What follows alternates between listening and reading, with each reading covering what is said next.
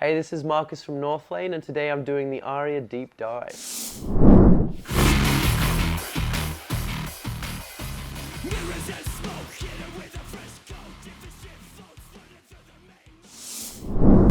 The first song I wrote with Northlane, most people would probably think it's rot, but the first thing I ever started writing with the guys in Northlane was actually a version of Ohm, which is off our album Node. I don't think anything we wrote in that session ever made it to the final version, but that was like my first interaction trying to write with the guys in Northlane, and it was actually the first time I ever met John, and we were just straight into writing a song. So yeah, fun little fact there. The first music video I ever did with Northlane was for Rot.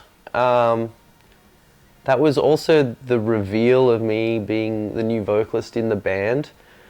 So it was an interesting shoot because half of it was kind of trying to figure out how to kind of hint at me being in the band for the first half, and then also, and then I guess showcasing that later on. Yeah, it was a lot of fun. It was the first time doing something kind of big like that, and kind of trying to figure out how I would be performing with the band. I don't think we actually played any shows by then.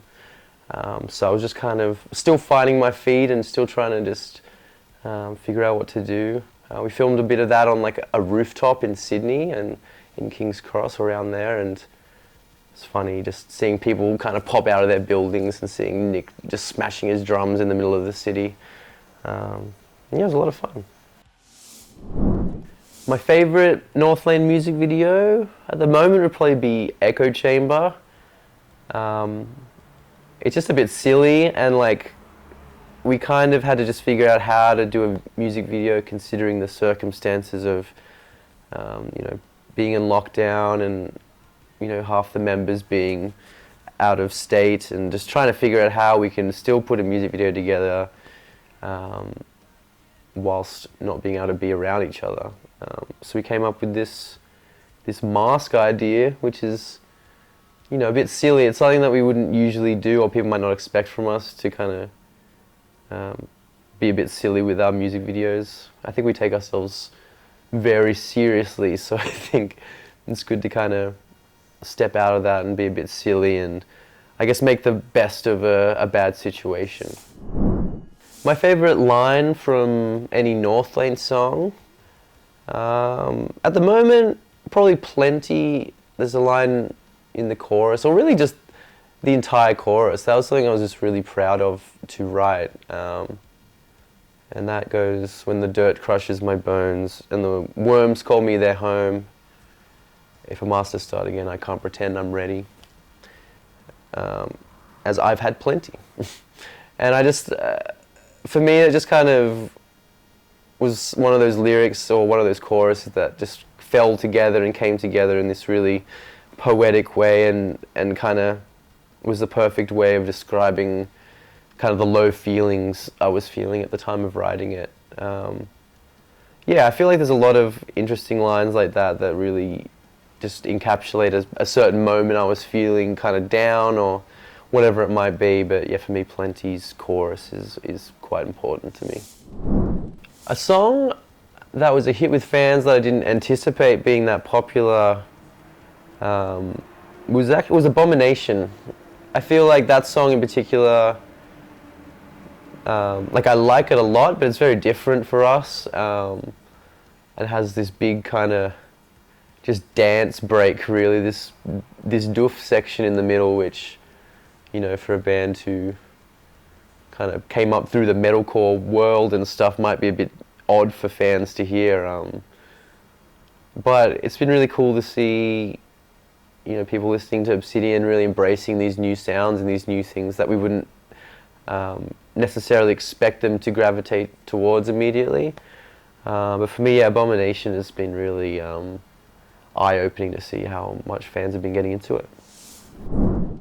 When I found out that Obsidian went #1 on the ARIA charts, yeah, I was blown away. I mean, we've gotten pretty close in the past, and we did get one for Node, but I feel like after everything we've been through and you know, the amount of work we've put into, I don't know, just the growth of the band and into the expansion of our sound, this one is, you know, really important for us.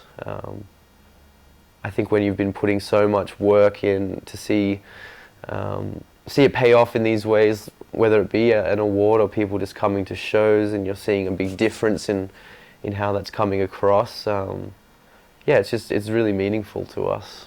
And it's just really exciting that people are excited about what we're doing. The thing I'm most proud of in regards to Obsidian is just the fact we kind of made it out the other end.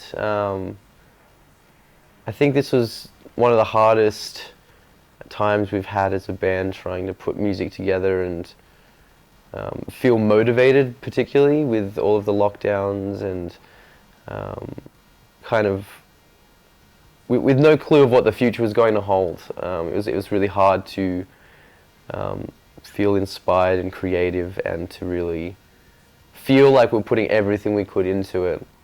But once we kind of got it all going, once the ball started rolling in the studio and we found our feet, it all came together. And I'm just really proud that we were able to come up with something which I think, you know, reflects the time we're in, of being trapped in lockdown, but also is like an expansion of our sound. We weren't kind of forced to stay still. We were able to keep pushing it and keep doing new things, which, you know, like I said, with such minimal inspiration through lockdown, I'm really proud of us for getting through it and putting something new out.